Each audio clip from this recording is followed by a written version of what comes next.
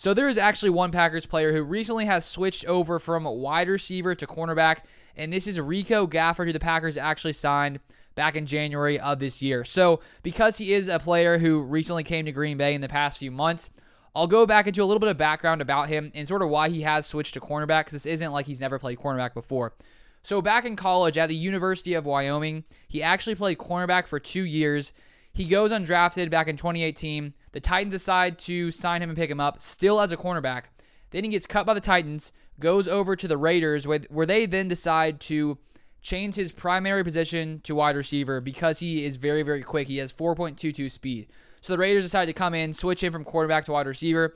He then plays with the Raiders for a few seasons, doesn't play too much, only played in about 8 games, and didn't have too many receptions, maybe a touchdown or two. And then in 2021, he spent some time with a few different teams, with the Cardinals, with the Bills, and with the Broncos, still as a wide receiver at that time. And so then, of course, the Packers come in, they sign him, and then just a few days ago, they actually switched him from wide receiver to cornerback, and he will now be wearing number 37 as cornerback. So I think when we look at Rico Gafford, maybe the reason the Packers decided to switch him from wide receiver to cornerback is, I would say right now, when we look at this Packers wide receiver room, it's pretty locked and loaded. I think when we look at all the rookies that were added, Christian Watson, Romeo Doubs, Samori Toure, Sammy Watkins being signed. But then if we look at the Packers cornerback room, they don't have, I'd say, quite as much depth there. So maybe that's one of the reasons they decided to switch him to cornerback, because maybe he'll have a better chance of making the team over there.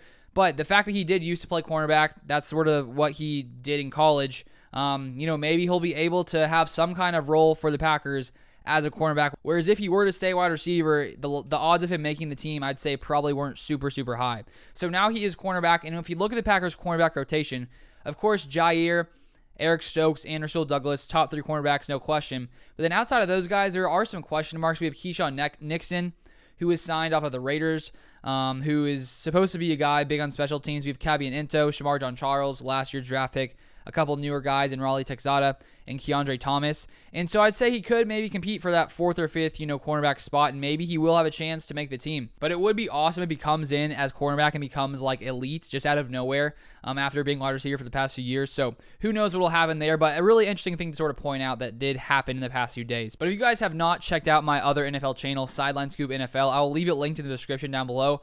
I put out one video there today. I'll probably put out another soon. So go check that out. Stay tuned for more videos over there as well. But thank you guys so much for watching, and I'll see you guys next time.